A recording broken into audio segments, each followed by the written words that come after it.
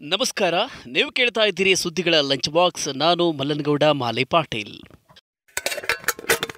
ಯಾವ ಕಂಪನಿ ತುಂಬಾ ಕೆಲಸಗಾರರನ್ನ ತೆಗೆದು ಹಾಕಿದೆ? ಇವಿ ಬ್ಯಾಟರಿಗಳ ಬೆಲೆ ಕಡಿಮೆಯಾಗುತ್ತೆ.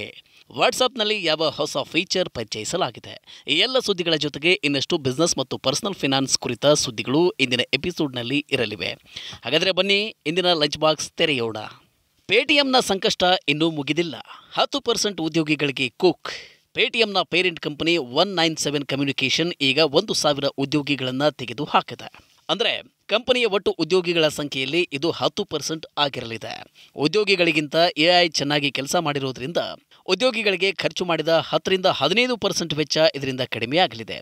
ಎಐಯಿಂದ ಕಾರ್ಯಪಡೆಯಲ್ಲಿ ಸ್ವಲ್ಪ ಮಟ್ಟಿನ ಇಳಿಕೆಯಾಗಲಿದೆ ಅಂತ ಕಂಪನಿ ತಿಳಿಸಿದೆ. ಆದರೆ ಮುಂದಿನ ವರ್ಷ 1,500 ಉದ್ಯೋಗಿಗಳನ್ನು ನೇಮಿಸಿಕೊಳ್ಳಲಿದ್ದೇವೆ ಎಂದು ಹೇಳಿದೆ. ಇವಿ ದರ ಕಡಿಮೆ ಮಾಡಲು ಜಿಎಸ್ಟಿ ಇಳಿಕೆ ಮಾಡುವುದು, ಸಾಲ ಬಡ್ಡಿಯ ಮೇಲೆ ತೆರಿಗೆ ವಿನಾಯಿತಿಗೆ ಸಂಸದೀಯ ಸಮಿತಿ ಶಿಫಾರಸು.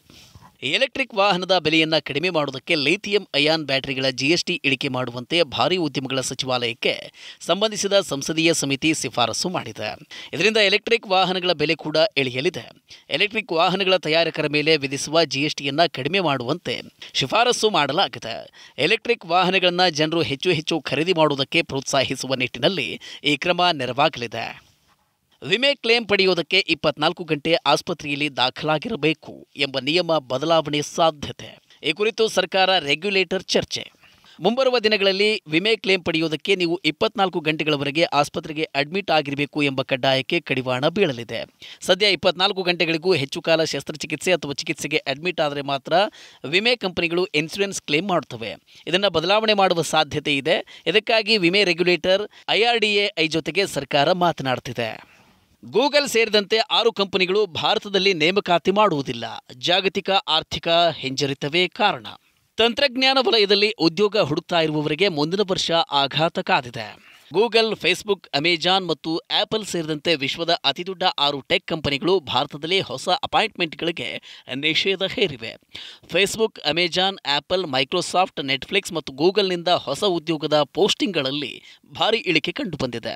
2022ಕ್ಕೆ ಹೋಲಿಸಿದರೆ ಭಾರತದಲ್ಲಿ ಈ ಕಂಪನಿಗಳು ಒದಗಿಸುವ ಉದ್ಯೋಗದಲ್ಲಿ 90% ಇಳಿಕೆ ದಾಖಲಾಗಿದೆ.